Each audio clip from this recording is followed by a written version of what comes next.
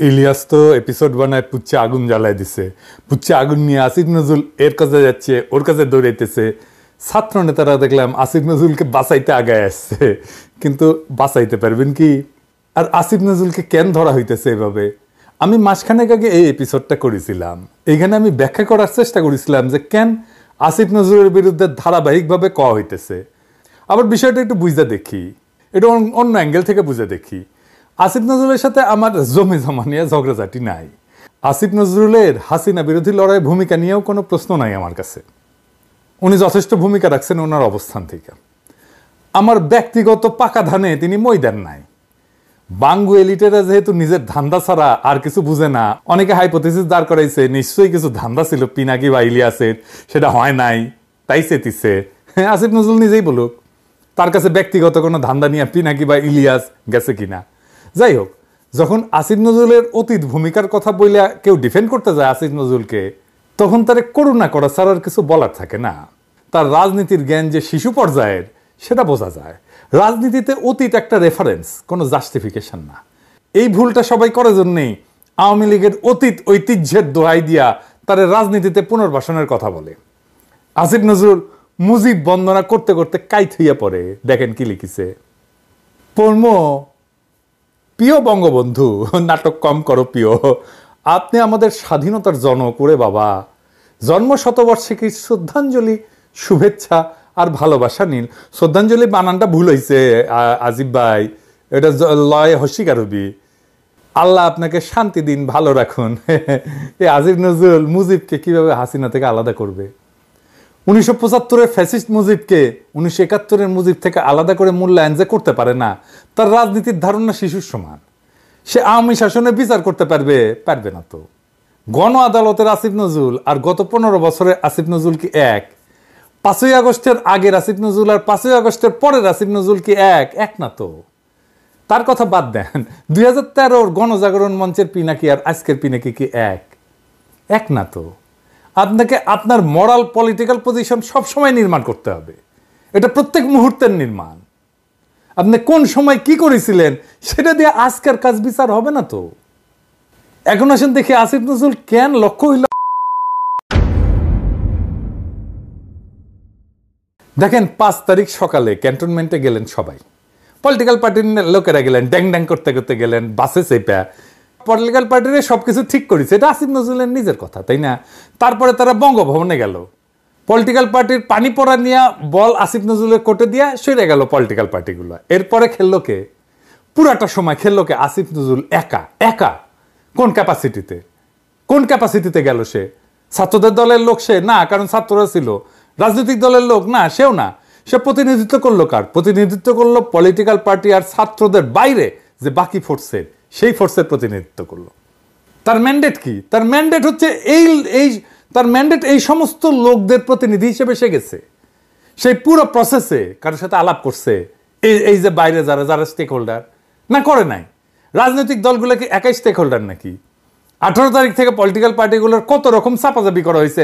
বাচ্চাদের এই আন্দোলনকে পিক করেন, এখন আপনারা কর্মসূচি দেন না, আমরা নৈতিক সমর্থন দেব, আমরা সরাসরি যাব না। বলেনি দলগুলা? বলেনি? বলছে না? এখন আওয়াজ দিলেই হবে নাকি? আমরা ভুলে গেছি?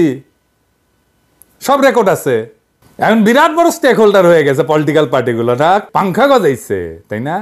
দেখেন মির্জা ফখরুল 25শে জুলাই কি বলিছে, দেখেন, হাইলাইট করে দেখান এডিটর সাহেব। বিবৃতিতে মির্জা ফখরুল বলেন, আন্দোলনে ভূমিকা রাখার মিথ্যা অভিযোগে ঢালাওভাবে বিএনপি ও বিরোধী দলের নেতাকর্মীদের উপর সরকার এবং আইন শৃঙ্খলা বাহিনীর কতিপয় সদস্য দোষারোপ করছে। মিথ্যা অভিযোগ, আন্দোলনে অংশ নেওয়ার মিথ্যা অভিযোগ। মির্জা ফখরুল নিজে বলতেছে যে আন্দোলনে অংশ নেওয়ার মিথ্যা অভিযোগ, তার মানে তারা আন্দোলনে অংশ নেয়নি। বিএনপির নেতাকর্মীরা দেখেন, আন্দোলনে ভূমিকা রাখার মিথ্যা অভিযোগে, মানে আন্দোলনে আপনারা ভূমিকা রাখেন নাই, আপনার নেতা এটা বলছে। এখন আওয়াজ দিলে হবে? আওয়াজ দেন এখন, না? দেশটা কি রাজনৈতিক দলের বাপের? দেশটা কারো বাপের না। এই স্লোগান আসছে এই আন্দোলনের সময়, এই বিপ্লবের সময়। রাজনৈতিক দলের বাইরে যে শক্তির প্রতিনিধি হিসেবে গেছে আসিফ নজরুল, তার সাথে সে কথা বলে নাই, এইটা তার প্রথম মিস্টেক। তাছাড়া সে কোন যে ওইখানে গেছে? সে যদি আমাদের সাথে কথা বলতো, রাজনৈতিক দলগুলোকে দাবরানি দিতে পারতো না বিপ্লবী সরকার না করলে? তাহলে আসিফ নজরুল কেন ছিল ওইখানে? কোন কামলাটা সে খাটতে গেছিল? রাজনৈতিক দলের কামলা খাটতে গেছিল? তাহলে যেটা বলা হয় সেটা বলে আমি করি নাই। তাহলে কি করতে গেছে এখানে? উপদেষ্টাদের কে সিলেক্ট করছে? বলে আমি করি নাই। আপনি যদি পাওয়ার ট্রান্সফারে যুক্ত থাকেন আসিফ নজরুল, তাহলে কোন আক্কেলে আপনি নিজে উপদেষ্টা হন? আপনি একটা পার্ট অফ প্রসেস, সেই প্রসেসে আপনি তো নিজে ক্যান্ডিডেট হইতে পারেন না। এটা তো চরম কনফ্লিক্ট অফ ইন্টারেস্ট। মানে আপনি ছিলেন নিজের উপদেষ্টা পদটা বাগানোর জন্যে। আপনি তো লোভী মানুষ। শিক্ষকতা করতেন ঢাকা বিশ্ববিদ্যালয়ে, আর পার্ট টাইম খ্যাপ মারতেন, সাইনবোর্ড লাগায়, ওই সাইনবোর্ড লাগায় পার্ট টাইম খ্যাপ মারতেন কতগুলো জায়গায়।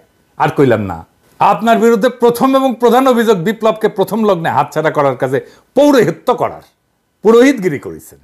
আসিফ বলছে যে যাকে রয়জেন বলতেছেন তাকেই সবচেয়ে পাশে পাইছি। কি আর কমু আসিফ, তাই তো পাওয়ার কথা, তাই না? তার বাসা তো বিশ্ববিদ্যালয়ের মধ্যে, ওইখানে তো ইলিয়াস থাকে না, পিনাকিও থাকে না। পিনাকি আর ইলিয়াসকে দেশছাড়া করছে হাসিনা, তারা চাইলেও ফিজিক্যালি থাকতে পারবে না। আসিফ নজরুলকে বিপজ্জনক মনে করে নাই হাসিনা, তাই সে দেশে থাকতে পারছে। আমাদেরকে বিপজ্জনক মনে করছে জন্য দেশ থেকে ভাগাই দিচ্ছে। তারা জেলে যাইতে হয় নাই, দেশ ছাড়া হয় নাই। বিশ্ববিদ্যালয়ের শিক্ষক হিসেবে তো তার সুবিধা আছে, ছাত্রদের প্রক্সিমিটিতে থাকে, কিছু পেশার কিছু ইনহেরিটেড কিছু সুবিধা থাকে, আইন পেশায় থাকে, শিক্ষকতা পেশায় থাকে, সে সুবিধা পাইছে। তো আসিফ, তুমি যে কইলা যে পাশে পাইছি, তো ফারুকের পাশে পাইছিলা তুমি, পাও নাই তো। ওয়াহিদুদ্দিন মাহমুদরে পাশে পাইছিলা, পাও নাই তো। সালাউদ্দিন সাহেবকে পাশে পাইছিলা, পাও নাই তো। এমনকি প্রফেসর ইউনুসকে পাশে পাইছিলা, পাও নাই তো। তো তাইলে তাদেরকে পাশে টানছো কেন? ক্ষমতায় পাশে, তোমার পাশে তো উপদেষ্টা হয়ে ক্যাবিনেটে বসে, তাই না? পাশে পাওয়াটা তাইলে কিছু মিন করে? ইলিয়াস পাশে ছিল না, আমরা পাশে ছিলাম না। ইলিয়াস কোন ন্যায়সঙ্গত লড়াইয়ে পাশে ছিল না? তার মানে এই যে ক্ষমতার ভাগ বাটোয়ারার পিছনে পাশে থাকা ছাড়াও আরো কিছু গল্প আছে, কাছে আসার গল্প আছে। সেই গল্পটা ইলিয়াস বলছে। ইলিয়াস এমন একটা অনাবিষ্কৃত এলাকার কথা বলছে যেটা সবাই লুকাইতে চায়। কি সেটা যা সবাই লুকাইতে চায়? এই যে বাকশাল, এটা কি খালি আওয়ামী লীগ? তা তো না।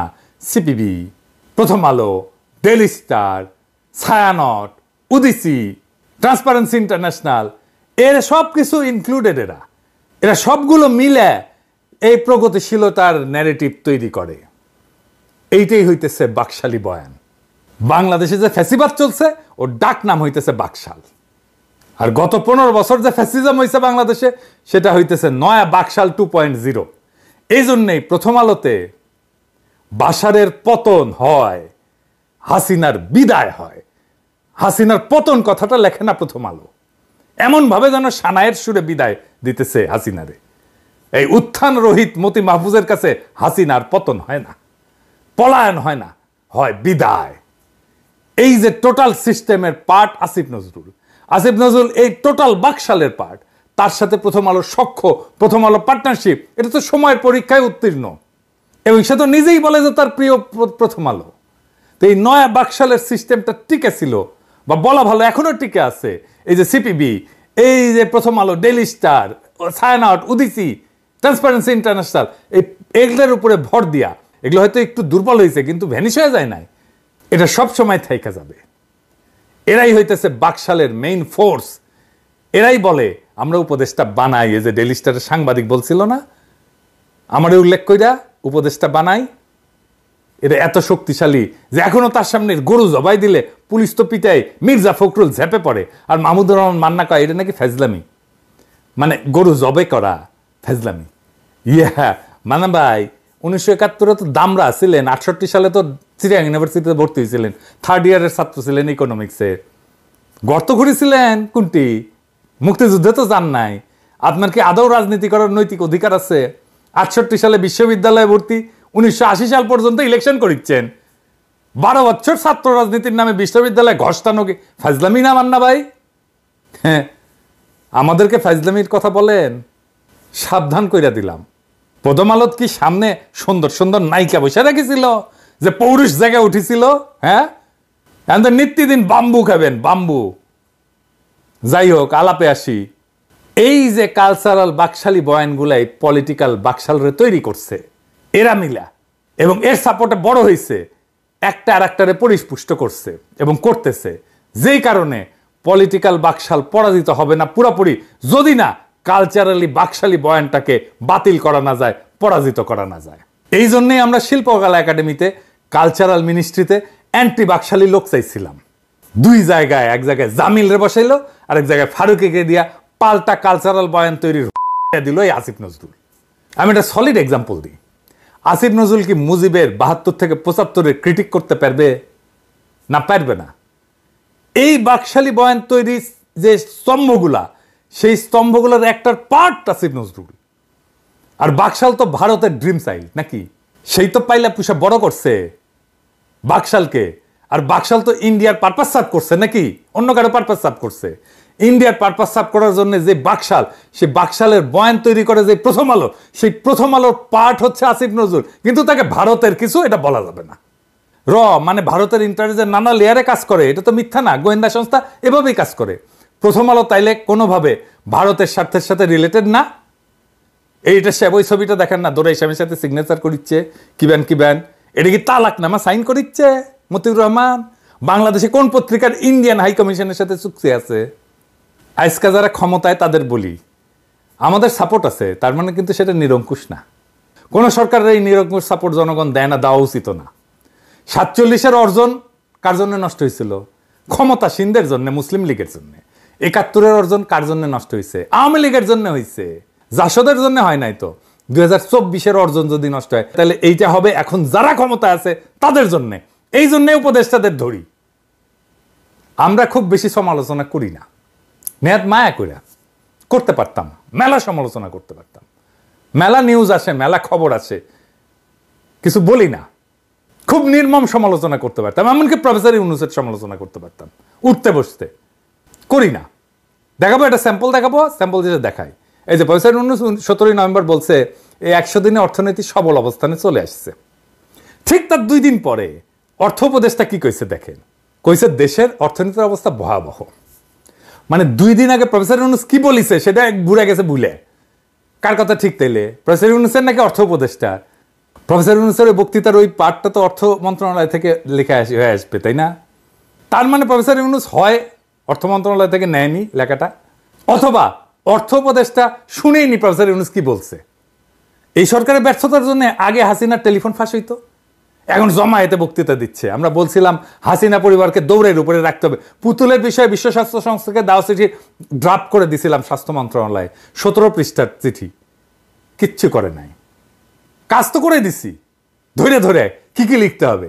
মনিরুল ইন্ডিয়া থেকে পোস্ট দেয় জয় বাংলা বইলা, আর মনিরুলকে তো ইন্টারপোল দিয়ে ধরে আনা উচিত। আপনাদের আশেপাশে বুক ফলে আওয়ামী লীগারদের ঘুরতে দেখতেছেন না? এই যে আয়না ঘর হয়েছে, বাসারের ইয়েতে আয়না ঘর বাড়িয়েছে না, ইকোনমিস্টে নিউজ হয়েছে। আমাদের আয়না ঘরের নিউজ কোথায়? সেই জন্য বলার চান্স পায় আয়না ঘর নাকি নাই, দেখেছেন? তাহলে এটা কে করবে? যারা ক্ষমতায় আছে তারাই তো। এগুলো ইলিয়াসদের জন্য হয়েছে। সবাই আসিফ নজরুলের পিস বাঁচাইতে চলে এসছে দল বেন্দা। ইলিয়াসরে ধরো, এখন ইলিয়াসরে ধরো, কথা কিছু কওয়া যাবে না আসিফ নজরুলের। ক্ষমতা সবসময় প্রশ্নের মুখে থাকবে, সমালোচনা হবে, কঠোর নির্মম সমালোচনা হবে, সেটাই সভ্য দুনিয়ার নিয়ম। প্রফেসর ইউনূসের সরকার হাসিনার সরকার না যে সমালোচনা নিতে পারবে না। আসিফ নজরুল মিটিংয়ে যাইয়া কয়েকদিন আগে কইছে কারে যেন জাতির পিতা ঘোষণা দিতে হবে। হঠাৎ করে মনির বললো কি, একজন ব্যক্তি সম্পর্কে নাম নিব না, বললো আসিফ ভাই আমার মনে হয় তারে এই জাতির পিতা বানায় দিলে না দেওয়া পর্যন্ত সে থামবে না। মানে তারে জাতির পিতা না বানায় দেওয়া পর্যন্ত সে থামবে না, অথবা তারে জাতির পিতা বানায় দিলে বলতে সব সমস্যার সমাধান হয়ে যাবে। জাতির পিতা মানে নতুন জাতির পিতা। হ্যাঁ, আসিফ নজরুল মুখ সামলে কথা বলবেন। আবার কইছে কারে উদ্দেশ্য কইরা, কোটা সংস্কার আন্দোলনকে কে যেন কইছিল আতাতের আন্দোলন। কেউ কেউ বলে দেখবেন যে কেন বিপ্লবী সরকার হলো না, কেন শহীদ মিনারে আমরা শপথ দিলাম না, কেন সাংবিধানিক পথে গেলাম। ফর গড সেক আপনাদেরকে রিমাইন্ড করাই দিই, তাদেরই কেউ কেউ যখন এই ঐতিহাসিক ছাত্র আন্দোলন শুরু হয় বলেছিল এটা আতাতের আন্দোলন, সাধারণ আন্দোলন, বলেছিল না? বলেছিল। সবাই হাততালি দিছে, হাসাহাসি করিচ্ছে, দেখেছেন? আমি খুঁজতে লাগলাম কে কইছে, কারে কারে আসিফ নজরুল কইলো, খুঁজে খুঁজে পাইলাম খালিদ মহিউদ্দিনের সাথে টক শো। শুনেন, এখন আওয়ামী লীগ যে এরকম সরকার 15 বছরের বেশি সময় ধরে তারা ক্ষমতায় আছে, তাদের সামনে ডিল করার মতো আরো অনেক বিষয় আছে তাদের। তো আপনার কাছে কি মনে হয় যে তারা যদি সরকারের মানে আইন আদালতের কাঁধে বন্দুক রেখেও এটা করতে চায়, এটা কেন করবে? মানে কোটা ব্যবস্থা মুক্তিযোদ্ধাদের জন্য চালু করে সরকার আসলে কি গেইন করবে বা কি গেইন করতে চায়? আমরা তো এরকম অনেক সময় শুনি যে বিএনপি সবচেয়ে বড় মুক্তিযোদ্ধাদের দল, আমরা এরকম শুনি মুক্তিযোদ্ধারাই এখন আওয়ামী লীগের সবচেয়ে বিপক্ষে অবস্থান নিয়েছে, আমরা শুনি বামদের মধ্যেও অনেক বড় বড় মুক্তিযোদ্ধা রয়েছে। তো এটা কইরা আসলে সরকার কি মানে অর্জন করবে? সরকার যদি চায়, আমরা যেরকম মেকানিজমের কথা শুনি, সরকার তো যাকে খুশি তাকে চাকরি দিতে পারে আসলে, মানে নানা রকম মেকানিজম করে। না, আমি আপনাকে বলি, আমার কাছে মনে হচ্ছে সরকারের মধ্যে, সরকার মানে তো আর শুধু আমাদের প্রধানমন্ত্রী না, সরকারের মধ্যেও তো আমরা দেখেছি এমন কোনো এলিমেন্ট আছে যারা ভুয়া মুক্তিযুদ্ধের সার্টিফিকেট দিয়ে হলেও চাকরি পেতে উৎসাহী। ভুয়া মুক্তিযোদ্ধা কিন্তু একটা বাণিজ্যও তো আছে, দেশে আছে না? তো এই বাণিজ্যের লোকগুলোকে মারা গেছে, এটা তো সরকারের মধ্যে আছে, ঠিক না?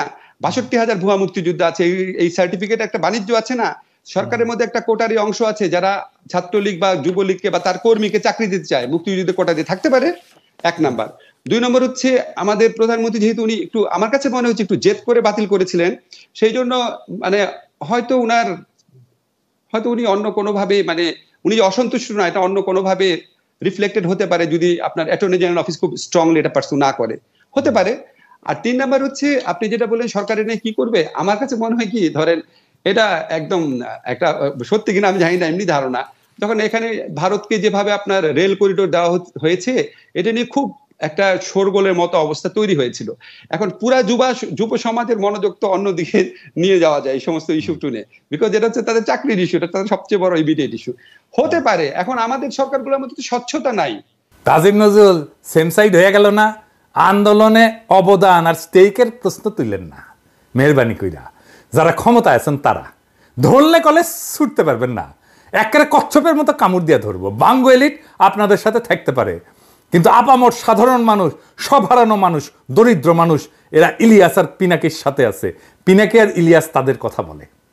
যদি সাধারণ মানুষের সাথে থাকতে চান, হাঙ্গের পিছে লাগবেন না, হ্যাঁ বরাবর কইরা দেব। কিন্তু যাই হোক, আমি অনেকদিন শহীদদের গল্প বলি না, আজ এক শহীদের গল্প বলবো। জুলাইয়ের যোদ্ধাদের পানি খাওয়াতে বাসা থেকে রাস্তায় এসেছিলেন মারিয়া সুলতানা রাখির স্বামী শহীদ নাজমুল। তিনি পানি খাওয়ালেন ঠিকই, কিন্তু নিজে পরিবারের কাছে ফিরলেন কফিনে আবৃত হয়ে। রাখির 2 বছরের ছোট্ট আরিয়ানাকে নিয়ে ভাড়া বাসায় এক অনিশ্চিত জীবন যাপন করছেন। নাজমুলের নিথর দেহ যখন হাসপাতালে পৌঁছে, রাখি আহাজারি করছিলেন। তার কথাগুলো শোনেন।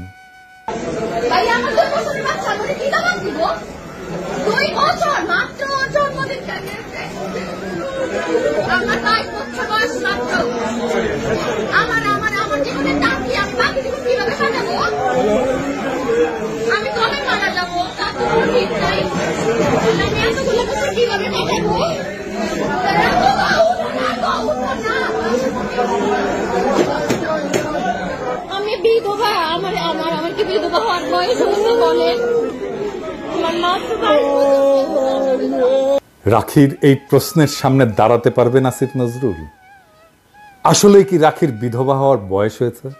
কে নেবে 2 বছরের সন্তানের দায়িত্ব? রাখির গল্প কোথাও ছাপা হয়নি। আমি তন্ন তন্ন করে খুঁজে দেখেছি কোনো একজন উপদেষ্টা গেছেন তার বাসায় একটু সান্ত্বনা দিতে, একটু কথা বলতে। আমি অনেক শহীদ পরিবারের সাথে কথা বলি, সাহায্য করি সাধ্যমতো, পুনর্বাসনের চেষ্টা করি, আহতদের সাথে কথা বলি, তাদের চিকিৎসার চেষ্টা করি, এমনকি দেশের বাইরে নিয়ে যেয়ে। রাখির কোনো খোঁজ পেলে আমাকে জানাবেন। এই দুঃখী মেয়েটার দায়িত্ব আমি নেব, নিজে করব। যদি না পারি ভিক্ষা করব, আপনাদের কাছে চাইব। যতদিন বেঁচে আছি তার দায়িত্ব নেব। রাখির সন্তানের মুখে খাবার না তুলে আমি ভাত খাবো না প্রতিশ্রুতি দিলাম জাতির কাছে। আমরা নাকি 2 পয়সার ইউটিউবার, ভিউ বেচে খাই। আমরা নাকি বাংলাদেশে অরাজকতা করি। আমাদের এই লড়াইয়ে, এই আন্দোলনে কোনো ভূমিকাই নাকি নাই।